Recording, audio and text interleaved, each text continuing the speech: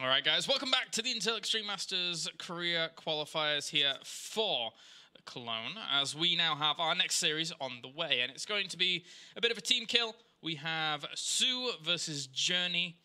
Obviously, both of these players fighting for SK Telecom T1. And without further ado, let's jump into our next series, as we have spawning up to the top left-hand corner here as our red Zerg. It's Sue. And down to the south, we have our pink Terran, it's Journey. Alright, so, oddly enough, in our previous qualifiers, in our previous Korean qualifiers even, for Singapore, I recall these guys actually meeting one another. So a little bit unfortunate for these guys, as Journey previously was able to take that series 2-1. We actually haven't seen anything of Journey in terms of Pro League, but of course we've seen this Zerg, Sue, in Pro League. I think he stands in this round of Pro League. I'm pretty sure he has a winning record. I think it's like 2-1 or 3-1 or something like that. But Sue in general was one of those Zerg players that at the start of Kesper transferring over to StarCraft 2, he was one of the players that started to impress me. Fallen off a little bit from that point, though. But certainly one of the stronger Zergs when it comes to SK Telecom. Alright, so let's see what is going to happen here. I do love casting me some TVZ, though. TVZ is a fantastic matchup to cast. And I'll be curious to see if Journey's actually going to go for something like a mech build.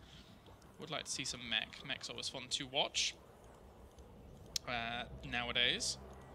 But anyway, gas opening here from Journey. So looking to go for looks like a Reaper here at this point.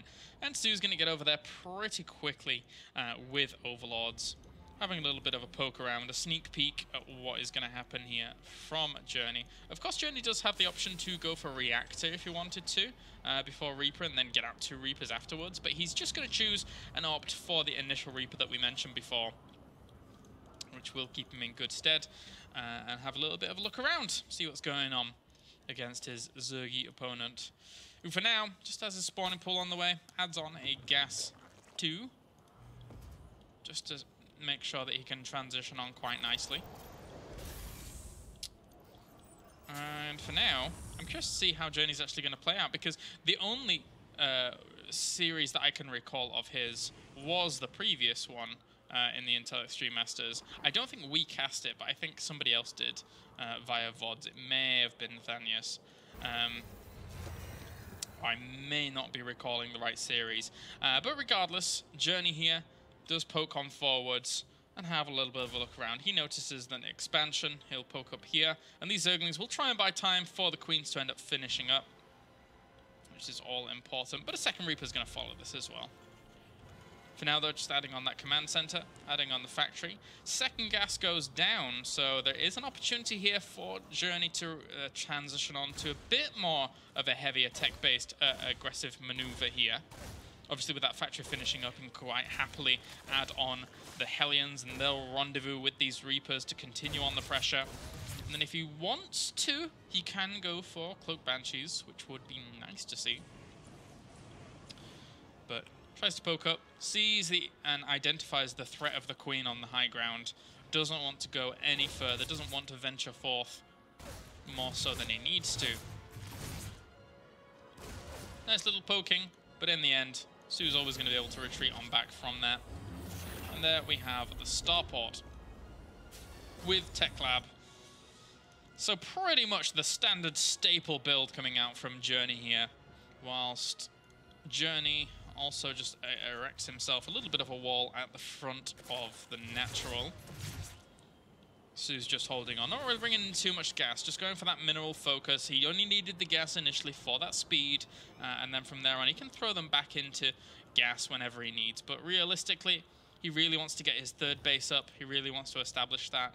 You've got to be careful, though, on this map as a Zerg. Ooh, a nice surround, though. Journey wasn't really paying attention too well to that second Reaper. But on this map, you've got to be careful as a Zerg not to transfer your drones over to that third base too quickly.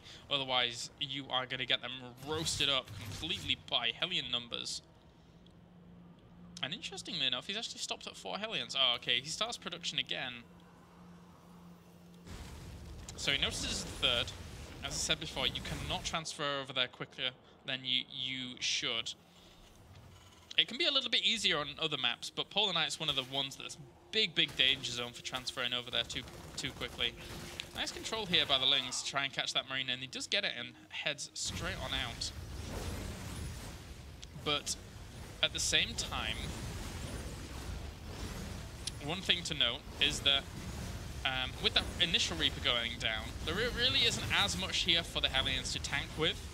And Su has been playing a very heavy Queen style, which should be able to shoot these Hellions away, actually, if he brings maybe a few more units along with this. Not only that, but two of these Queens do have energy for transfuse, so that's going to help out considerably as well. One of the Banshees does end up the fray, though.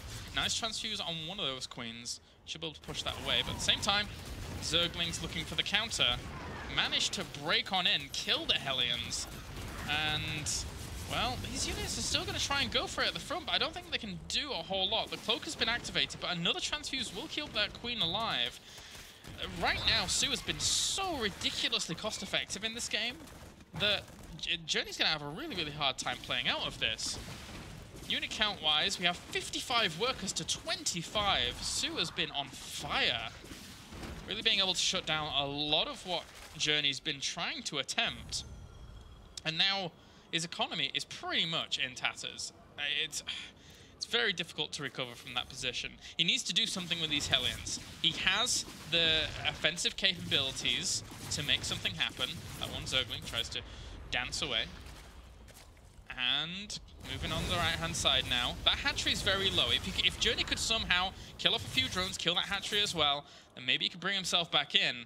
But there is always the 3rd command center to try and equalize the odds in terms of those SCV production. Obviously also double engineering bay goes down for him as well, playing very greedy from this point on. Spire will finish up in a second for Su, and then he can start using those Mutalisks to dance around behind his opponent's bases. Obviously, whoa, the Hellions actually get in and find the Spire as well. That's a great position for him. Not only can he try and do some damage, maybe in the main or natural, but he can also now prepare for that Spire, which is very important. 19 worker kills. Su has let his opponent back into this. Of course, not many more drones will end up dying. Just that last remaining one. So 24 workers do end up falling to that. Now 39 to 53. So Journey gets the damage done that he needs to keep himself in it. Otherwise, it would have been really bad news bears. I mean, recovering from a 55 to 25 is difficult enough without getting any drone kills. All right. So the 3rd base will be able to land eventually. Journey's looking to land this in a more aggressive position and assert himself on the map. Whilst these missile turrets finish up for him to try and shoo off the Mutalisks once they come along. Not too bad in terms of the kills between these Banshees to just cycle around those bases if they want to later on. Especially if he's able to get into one of the bases like with a strong Marine force and kill off these Spore Crawlers really quickly. They'll come back to haunt Su if he's able to find the right location. But aside from that, not too much happening. I mean, +1/1 starts up for Su here. Baneling Nest gets added on as well. So Ling Bane Muta is the standard composition that we're seeing here from Su. Really nice utilization of the block off on that 3rd base location. So just so that Su Journey's going to deny that for just a little. And we even have Widow Mine production on the way as well. So as standard can be from both of these players at this point. The Mutalist looking to find a position over on the right-hand side. There's only one missile turret there. Was spotted very rapidly there by Su, so just sits barely out of range of that and harasses away at this refinery. Taking a little bit of damage, but in the end, that Mutalisk will heal that up. It's very difficult for you to kill a Mutalisk off with just a missile turret if your opponent's dancing well enough. And a lot of Zerglings now in production here for Su, as he realizes that push is imminent. Actually, wow, he took his third base in the more defensive location. So he doesn't feel as if he has enough army and enough production to really assert himself in between these bases, which I think is the wise decision considering how much damage was actually done by Su so early on in this game. So a nice choice here by Journey. Brings his units back and looks to apply some pressure in the main. But there's already the Spore Crawlers here. So Su's well prepared for anything that would occur. And I mean, these benches have even been spotted. No. Oh, okay, so they haven't been spotted. I thought they had for a second there as he was moving over in that direction. But in the end, it was just for safety's sake. We have Blue Flame as well as Thor's being mixed into the production here. So interesting choices by Journey, looking to add on Hellions as well as Thors. Could even go up to Hellbats, actually. Which actually don't do too badly against Zerglings and Banelings. Especially if they're split up slightly, you're able to soak up quite a bit of that damage. The two Banshees will try and do something up in this top left, but again, with the Spore Crawlers there, it's all too risky. You can't really stray too far forwards. Even with the Cloak there, they are still revealed. The Spore Crawler's still in range of them, so one's going to end up falling very, very quickly. Meanwhile, a big push through the middle of the map. The Zerglings do get the surround, and Banelings will end up connecting with quite a little bit of that. The Banshee at the back here, still trying to be annoying. I think he was barely in range of that Spore Crawler. I had to move away from it. And the Thor decides to find itself an Overlord. But again, a lot of the attention there from Journey was focused in the middle of the when it was focused on using the Banshees, basically. And he really didn't have the most pristine control against those Lings and Banelings in the middle. So that was a good trade there from Su. Despite a few of those Widow Mines getting 1 or 2 shots off, Su's army now swells 104 to 87 army supply. And Journey continues to add on production facilities. Now, of course, his army is becoming more and more fearsome. But as it becomes more and more fearsome with the Hellbats and the Thors, so too does it become a little bit more immobile against this Ling, Baneling, Mutalisk army. So that's something that he has to be careful about. And also, he still only has 1 Widow Mine. Now, this is something that we were seeing Fantasy actually do in Pro League. Mix in, like, Hellbats and Thors into his composition with a lot of Marines. I think there may have been some Banelings over here. Apologies for missing that. But one thing against Ling, Muta, Bane that does work out quite well just in general is Widow Mines. They are a little bit unpredictable in terms of how they're going to execute their fire, but it still works really well. So I'm curious to see whether or not we see the transition back into those, or if he's just going to stick with this. Because we've seen Ling, Muta, Bane actually work quite nicely against this composition, if you're not in the right spot. A little bit of a drop in the main, though. Trying to bring his opponent back, sees the Hive morphing in. That's a nice pickup there for Journey, at least. We are lagging a bit there. I can't help but feel it's probably due to the fact that we haven't updated the thing fully, but whatever the case, it doesn't really matter for now. Journey now pushing through the middle towards this third base and decides to pull on back. He just wants to clear up the majority of that creep, but creep is already extending around the right-hand side, and that's going to give Su the perfect opportunity to branch in from multiple directions if he wants to try and get a good surround on his opponent's army. Unit counts 42 Banelings and 20 Mutalisks in with all of those Zerglings as they flood on forwards. Will they be able to get the connections that they need with those Banelings? As the Zerglings are trying to wrap around a lot of this army, and Banelings do connect with a lot of this despite the splits. As will that Thor also fall. How many Mutalisks are left over? They were never with the army. Oh my god. They were just putting on some harassment in the main base. Su felt so comfortable here in game number 1 to take that entire army with just his Lings and Banelings alone, that his Mutalisks were able to get a lot of worker kills. Over on the left-hand side, Banelings just busting on through, leaving all of those poor little SCVs very, very vulnerable to these Lings that do have 2-2. So he needs to repair that bunker, and indeed he will get it. But at the same time, Mutalisk still applying pressure on the right-hand side. Journey is so against the ropes. Somehow he needs to get a 4th base whilst also trying to do some damage to his opponent, but there's a lot of Banelings morphing in. He's only just seen the bare glimpse of a few of them. He stims forward. He has to be careful about that. There were a lot of Banelings behind that smoke, and I don't think he fully anticipated exactly how much there was there. It wasn't the most amazing of trades for Sue, but that being said, it wasn't the most amazing of trades for Journey either, so it doesn't... because Sue is on the more bases behind this, this is working out in Sue's favor. He's going to continue to push on, and there you go, GG. Game number 1 goes to Sue. And that means we'll jump on to game number 2 in just a second.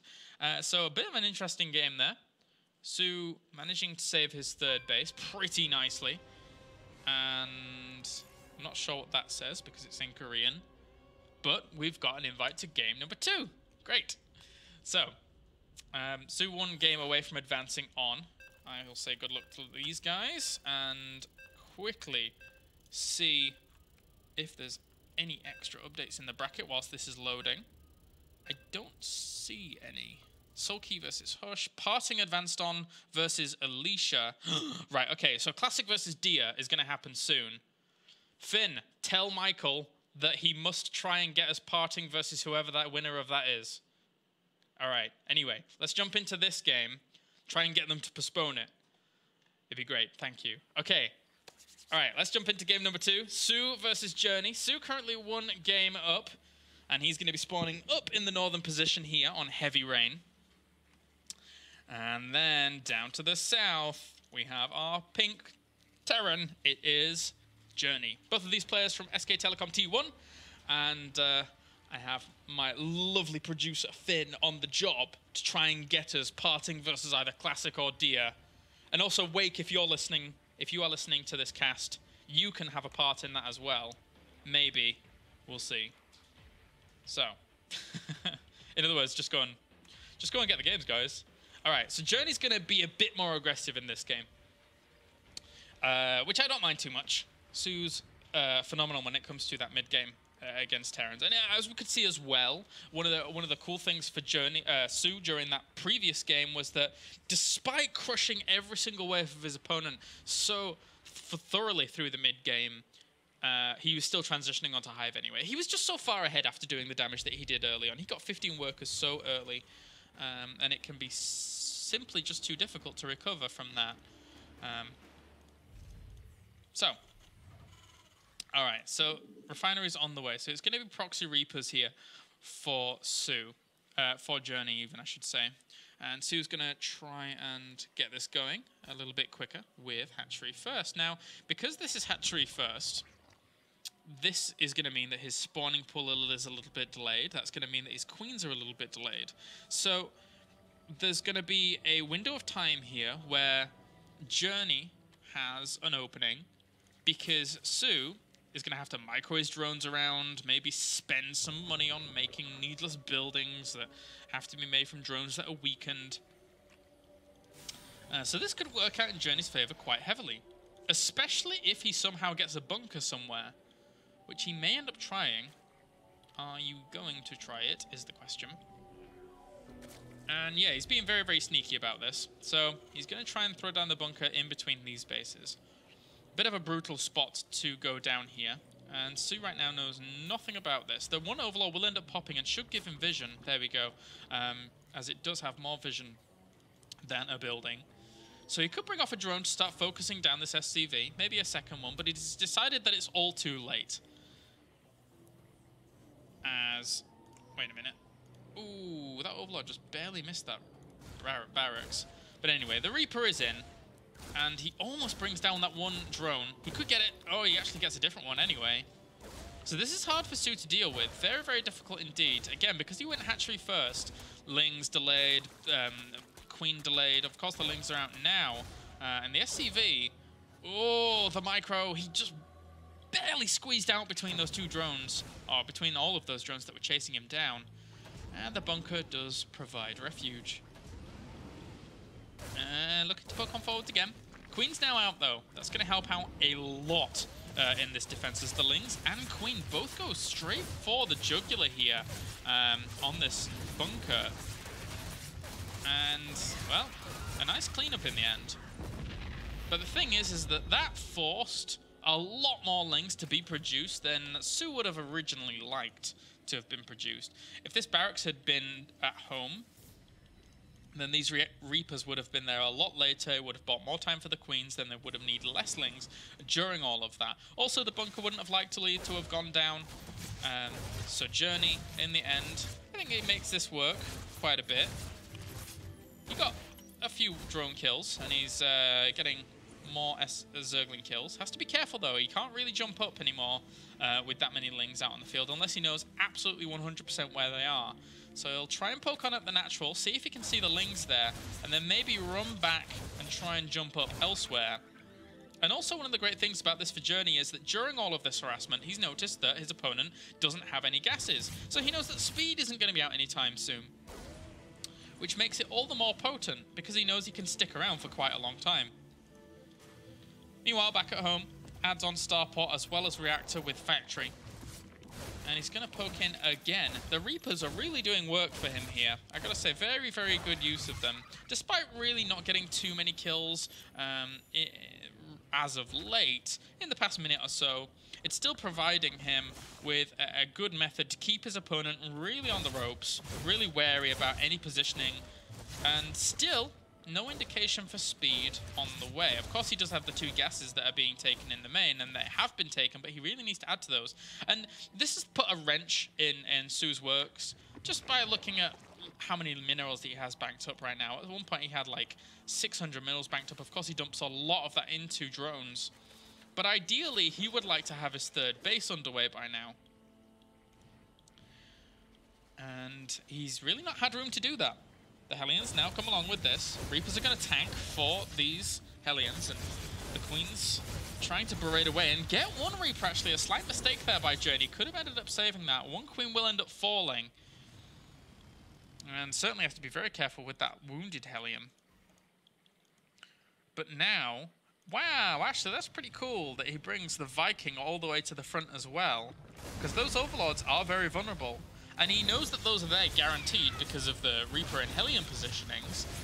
Whereas if he tries to send the Viking around his base and have a look for Overlords, he might actually not find them a little bit. So Journey's continually putting on the pressure. More Hellions are going to come along and try and put on some damage at the front. The Spine Crawler should be able to shut down quite a bit of this if it's able to get up, but for now, 2 more Queens are going to end up falling. Oh, wait, one's on 1 health. An Overlord falls. This supply blocks Su, and now Su is slowly relegated to this position where he has to get roaches out with +1 weapons and try and make something happen from there, but he's going to lose another Queen. And all of this is escalated from the very beginning with that little proxy Reaper play. Very, very cool here by Journey. He's played this aggressive style out to an absolute T. Has to be careful of the roaches. They will cause him a few problems, and he'll just retreat on back. But once there's a Banshee over here, ta-da! He... this is a downward spiral. Vikings got itself 4 kills.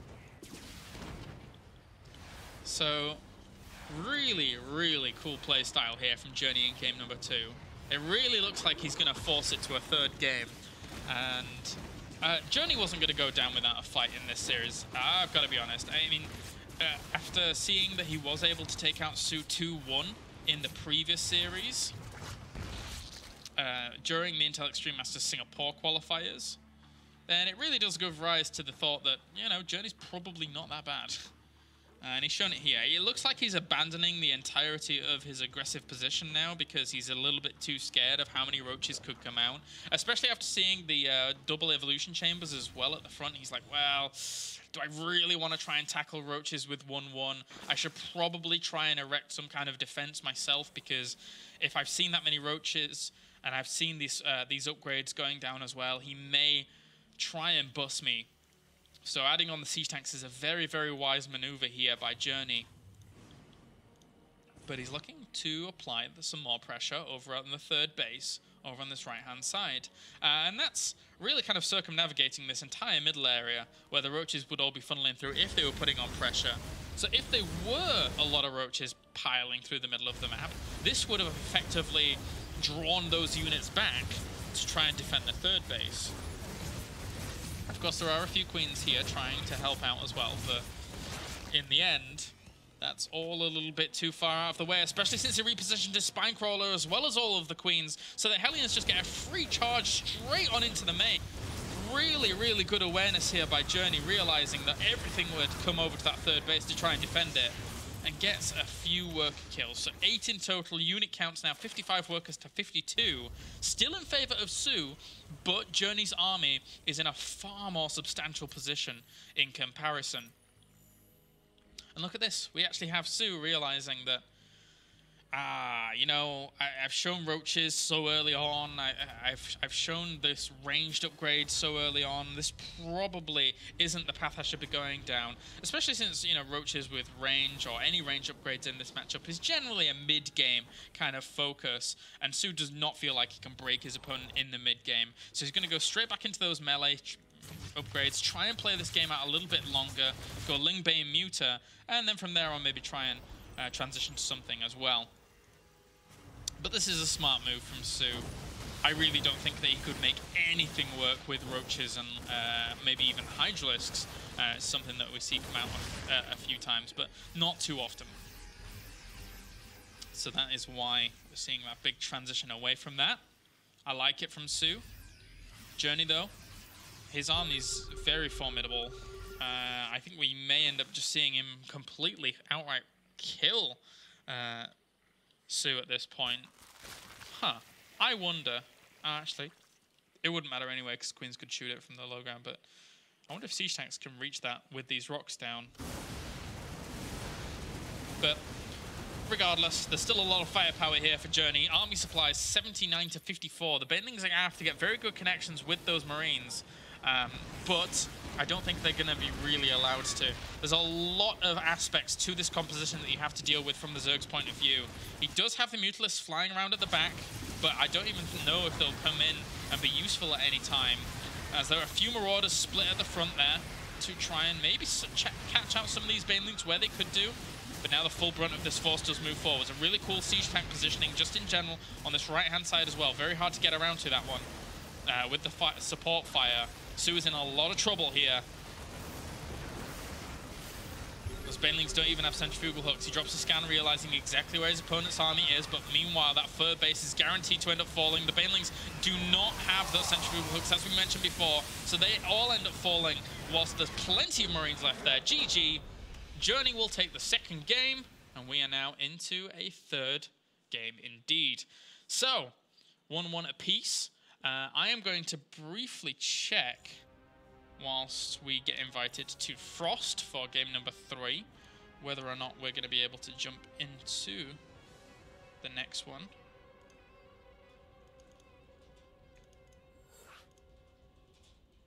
Alrighty, so we have been invited into the next game.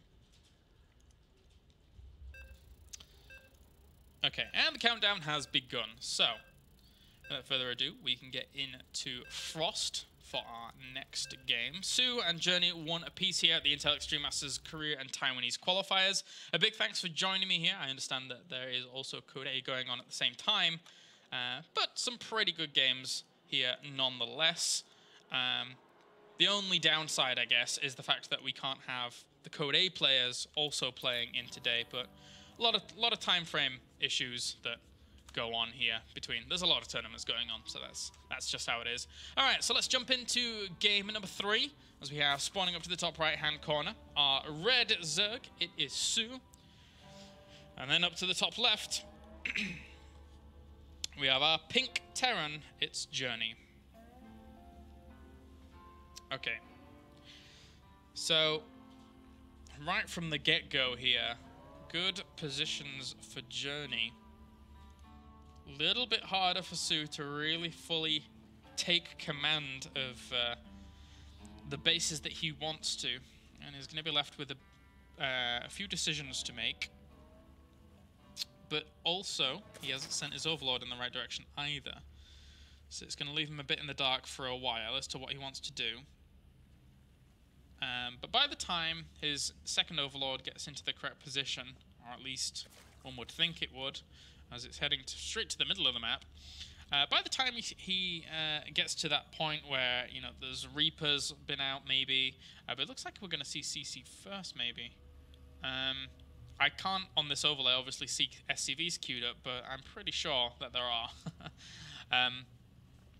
What were we talking about? All right, so, yeah, by the time Reapers or, you know, a Hellion poke will get out here, because it's probably just going to be straight into the Hellion poke after what we're seeing from Journey, then, you know, the Zerg would know where his opponent has spawned. So it's going to be CC first from Journey. Kind of to be expected on a map like this. On a map where you don't know where your opponent's spawning. And Su just keeping the second Overlord in a far more defensive position than I was expecting it to be. Sent it straight through to the middle to see if anything crazy was going on, and then repositioning it so you could see if an SCV maybe was entering the fray.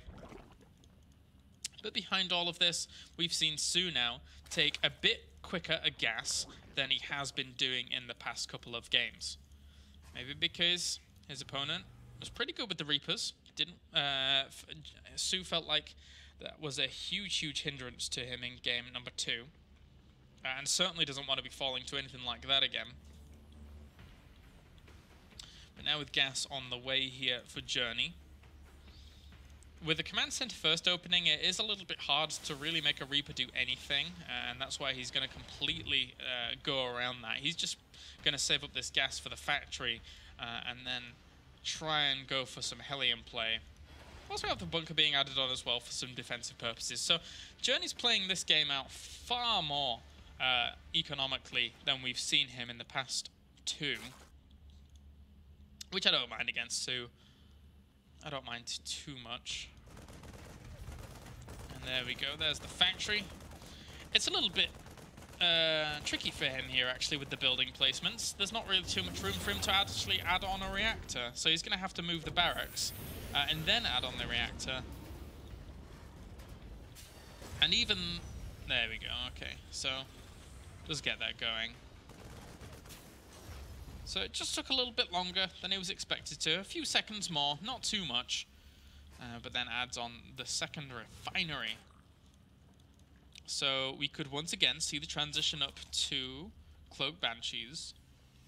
And it looks like he's already positioning that SCV to throw down... oh, the second factory! You know, I really wanted to say Blue Flame, but I didn't want to at the same time because I was like, no, he'll just stick to his Cloak Banshees, but he's mixing it up. And I really like this, especially since he's flying that barracks over just to add on the tech lab as well.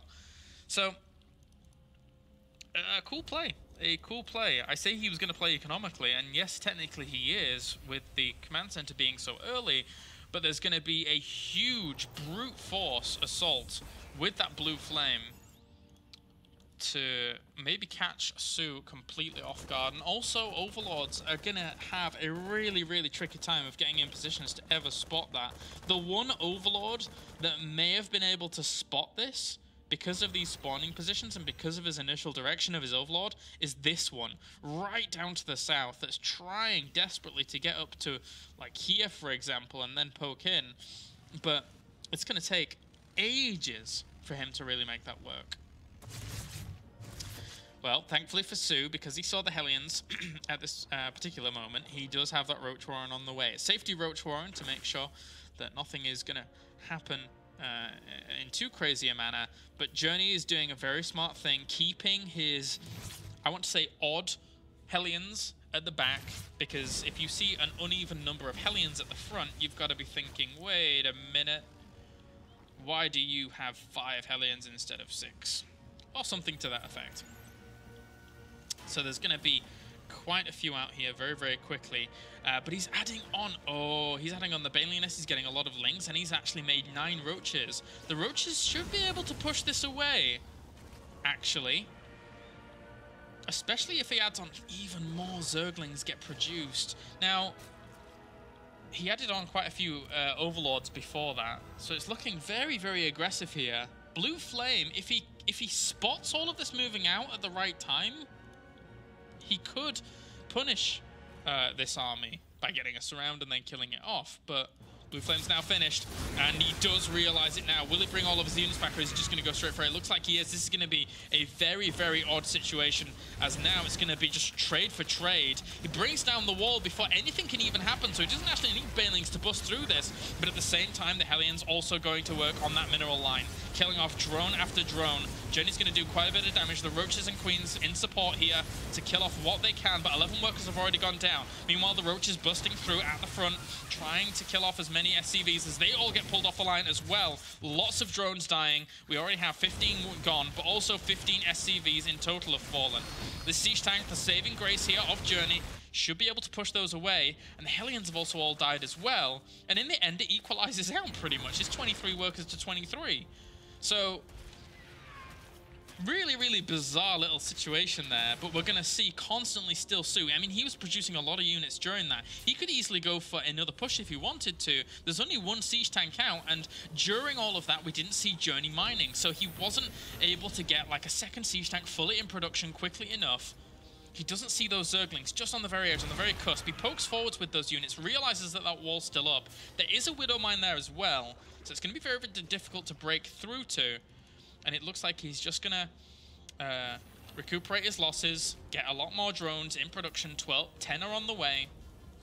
And now Journey decides to continuously work straight on up here to, well, a lot of Hellions. A lot of Hellions, despite adding on another barracks and the combat shield. So I wonder if he's going to add on... He's going to add on double engineering bays, but I think he may end up adding on armory, and then either going up to Hellbats, or then somehow, eventually, right now it looks like he might be using them for just add-on builders, but there is still the opportunity for him to continuously produce Hellions for the later stages, as we saw him use Hellbats earlier, but maybe use the transformation potential. It looks like the Thatcher is just definitely being used in the end here for the add-ons. Just flying around and doing whatever they want. The setup in general would have been extremely weird with the 2 factories and 2 barracks. But there you go. Add-ons. Important and efficient in terms of you know, flying these factories around. Everything's going all over the place. More barracks, more add-ons, more barracks. Alright, so a second Baneling nest. You could start centrifugal hooks. There we go. Yeah, cancels the Baneling nest. Alright, cool. So Su knows what's up. He really does. He's going to block his opponent's third base down here, but and he tried to up here, but Journey already dealt with that. So that's good for him. Su's creep spread during all of this and has been really quite nice, actually. And, well, unfortunately he's going to have to rewrite a few of these creep tumors. But in the end, it's working out well for him. He's gaining a lot of presence on his side of the map. Scan goes down and reveals pretty much nothing. Only reveals how much gas has been mined from these gas geysers. So he knows, if he were to have clicked on those, he knows how much gas has been mined from that location at least. And he knows the progression of that third base. Now, he does see this army moving up to the north. Centrifugal hooks is not done yet, so he doesn't really want to engage too quickly against that. And during all of that, he does decide to lift up and go straight on into the main wall. This entire army is way out of position. So, a good move here from Journey. Killed off those creep tumors, denied the vision, and went straight for it. Boosted very, very quickly in. And in the end, army supplies. These Marines are going to get traded away for maybe 1 or 2 Mutalisks, but really good control there for a second. Does not lose a Mutalisk. It's very, very low. And does not lose the Mutalisk. Wow, okay. I think maybe Journey could have brought it down if he was focusing, but regardless. We have another base down to the south here for Su. Very difficult for him to really take this base because it's so close to his opponent's third, and because drops would pretty much obliterate that in terms of putting on the pressure here and then flying into the main, putting on pressure there whilst moving through the middle of the map with your entire army. This Journey now still looks for an opening, but Su's not really going to give him it. Widowmine will get a connection, but not really the most amazing. Second Widowmine didn't really get the most amazing either. Nor did the third. Well, the fourth? Fourth doesn't do too badly, but he gets the siege tank for his troubles. and maybe a few Marines. But he has to kind of run away. Those Widow Mines are going to engage once again very soon. And 2-2 is now on the way here for the Marines. So this game is going to keep going. Journey's building himself a wonderful little wall over at his third base to make sure that nothing can run on by there. I mean, technically speaking, if this Widow Mine also gives him a lot of foresight, so this is not going to work out too well. What? I don't even think that was worth it for the Widow Mine. Oh well, whatever. But two Banelings can't really do a whole lot against that wall, so they're going to have to run away. Those Banelings might do, though. Journey needs to kind of reposition his army just a little bit. Was that another Widow Mine? Yeah, it was. Okay, so he's going to bring down some supply depots, which is quite nice. He opens that up, but instantly Journey's just going to repair that. And Mutalisks also going to fly around the corner. Not do actually anything. There is a missile turret there, and the Bio Army is still lingering around in the middle as well, so it's going to be a little bit difficult to really do anything. But Sue's continuously trying to make this work. I thought another Widow Mine was going to die. Poor little thing. But it didn't, so it's alive and healthy and well. But now Sue looking to push through the middle of the map. His army is 120 supply against 114. Oh, that's interesting. Your army supply actually decreases when the Banelings are morphing in. And then I guess it'll repop again. Let's see if it does. I've never noticed that. I just instantly assumed they were still there. Yeah, that was cool. Alright. And he is now mixing in those Hellbats, as we mentioned earlier. So those two factories always come into use eventually, once this game gets on a little bit further. He also has his 4th command center going down, and he did clean up this location, so that's always quite nice. There's a bit of a drop down here, which is trying to be hunted down, as well as a bit of an engagement in the middle. Some of those Banelings actually crashed into that Thor. That is not a cost-effective trade there for Sue at all. These guys are desperately trying to find this drop, and they will find it in the end. Mutalisks smartly flying in and instantly focusing down those medevacs. Not only denies the retreat, but denies the heal. And now Sue's army still looking pretty good. 17 Banelings morphing in to try and wrap around all of this and then get the detonations that they want. Whilst we have a very, very strong composition coming out from Journey, but Journey's having a really difficult time of being able to push through the middle of the map, being able to do any damage on his opponent's bases. As Sue's creep spread has been very strong, and that will get pushed away once again. So yeah, Sue's creep spread has been very strong. It's provided him with a lot of vision. I mean, as soon as he strays onto this creep up to the north, he has a pack of units just waiting to dive and pounce straight onto these. But that's always a good choke to hold as a Terran if you have enough, but alas, he did not. Now the Hive morphs in. Sue's found himself a lot of time and a lot of room here to get that going. And it really feels as if not many Terrans are really wanting to try and make the parade push work anymore.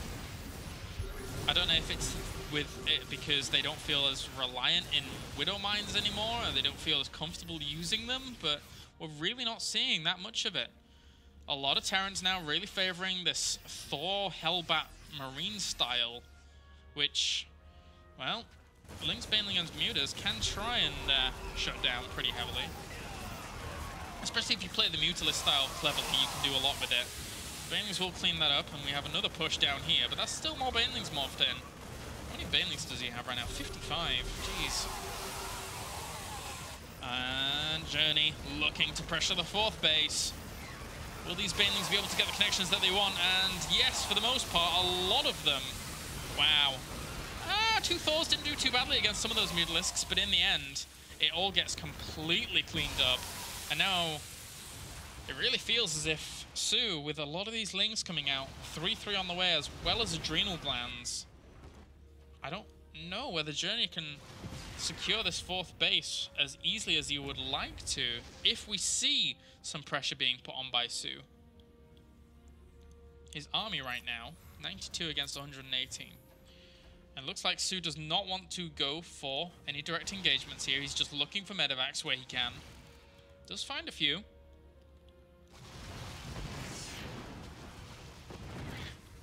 All right. One thing that's doing very well for Journey here is the sensor towers. The sensor towers are providing ample time to reposition his army whenever he would like to, if any attacks were to come in from the south or the right.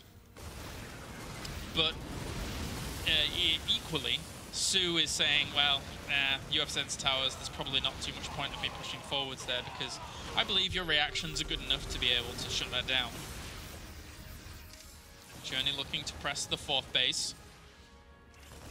And still a few more Banelings morphing in there. He needs to come on from the left-hand side as well, and indeed he is going to. 1 or 2 Widow Mines there to try and kill off some of those. They did get some Banelings at the very back, but in the end, the Lings and Banelings will trade with those Mutalisks pretty darn well. He has to keep these Lings with this army just so that he can trade properly against them when those units drop off. They were always going to drop the Marines down, and if they had done against just Mutalisks exclusively, then maybe he would have gotten a few Mute kills, but with the Lings and Banelings there, it does help out. Banelings crashing into a Marauder, never the most pleasant of sights. And actually, he gets away with a lot of those units. The Mutalisks a little bit far out to catch up. As you can probably tell, this base not taken yet. Very unlikely to get taken until the game goes on a little bit longer. And Journey's going to fly down to the south to try and establish a base down to the bottom. Well, this is going to continue on. Ultralisk Cavern has been started. And also, +3 weapons for these Mutalisks is almost finished, which gives them a surprising amount of damage. But you do have to remember that these Marines have 3/3, so any Mutalisks that get caught under their fire, it's going to be hazardous. A lot of those Banelings actually crashed into Marauders there, but it's not going to matter anyway. It wasn't really cost-effective, but he just has too much of an army in comparison to what we're seeing from Journey right now. And with +3 weapons finishing very soon, it's going to help out quite a lot. 1 Ling is also going to block that base. Good use of just a lone Ling. And eventually, in 75 seconds' time, he's going to start burrowing those Lings, which is going to make it even more difficult for Journey to really establish any more income. That being said, I think Sue at this point could probably take on a direct engagement and win. Especially if he morphs in a few more Banelings with the gas bank that he has. But he's still playing it out pretty safe. He realizes now that Widow Mines, or quite a few Widow Mines, are entering the field. And you do have to be careful against that with Ling Mutabane. I'm sort of surprised that this style didn't come out a little bit earlier here from Journey to deal with Ling Mutabane after he realized that it was this. Thors and Hellbats, I just don't think it really deals as well with this composition. So it's weird how we're seeing quite a little bit weird that we're seeing quite a bit more of that. Of course, 1 or 2 Thors mixed in is always a bit of a treat, just in case those mutas do clump up. But Widow Mines cause a whole lot of headaches. So he's spreading creep, and he could borrow that Ling if he wanted to. Borrow the Ling. Well, he's going to find out in a second that his life is over. Poor little fella. But this army is constantly patrolling around and making sure they're able to kill off everything necessary. So a very nice trade there for Sue, looking to move back into his defensive posture. And now these Ultralisks have 3/3 with chitinous plating. The last part of the puzzle he needs now is the Infestors. Once those come out with the Pathogen Glands finished, once they lock down a good chunk of this army with Fungals, Ultras and Banes will absolutely tear them apart. Now I wonder if he noticed these 2 Banelings burrowing with his sensor tower. There's 2 on the outer perimeter of all of this, and I really don't want to miss too much. I missed a little bit of an engagement down here, but hopefully those Banelings do end up going off later on. These 3 Ultralisks are kind of in no man's land, but the Mutalisks are going to come along to try and help this where they can. Marines have to micro back, and the Thor will end up falling, so this is still amazing trade here from Sue. His upgrades are phenomenal, with the +3 weapons also on these Mutalisks, really dishing out a lot of hurt. And this fourth base might end up dying very, very quickly. Of course, it is a planetary fortress, and he's going to try and repair as best he can do. The Ultralisk's going to work on it. The Mutalisk catching all of the reinforcements from the back, having to retreat out just a little bit quicker, and the planetary fortress will end up falling. Journey in a lot of trouble as Su, down to the bottom right, has established base after base. The Infestors are here as well. All he needs to do is land a few Fongols, and then this is going to be a catastrophe here for him. Infestors and Widow Mines, best friends, up until the point where he kills off one of them. And the Mutalisk. I really want him to just draw a little bit of this army into the Banelings. I think any trade that he would get with these two Baneling landmines in either location would be fantastic. It doesn't really matter how much he kills with the... Okay. Because he's so far ahead in terms of his army supply. 128 to 73 right now. Oh, he selected them. Hey! Alright. Not quite as impressive as other ones we've previously seen, but it'll do. As... Oh, jeez! Those 4 Widow Mines absolutely killed off that last Ultralisk, but it doesn't matter. GG Su will take it 2-1. And that means he advances on. All right, so what we are going to do now is we're going to quickly check out the brackets, and then we're going to take a break because solo casting sometimes takes a toll on my throat. So let's quickly check out what's going on in the bracket as we refresh and have a little bit of a look. All right, Classic advanced over Parting. Damn! Oh, all of that already happened? Oh well. I mean, it was worth a shot. It was worth a shot. Trust versus Rain. Roro advances over Hydra. He'll be playing either Revival or Shine. Cure advances over JYP. Soki's still playing Hush. Cassia versus Soria. Curious advances on. He's playing either Journey or Su. So we may end up jumping into that one, actually. Su versus Curious. And that's about it. All right. So, guys, we are going to go to a break. And then when we're back, we're going to have more games from the Intel Extreme Masters Korea and Taiwanese qualifiers.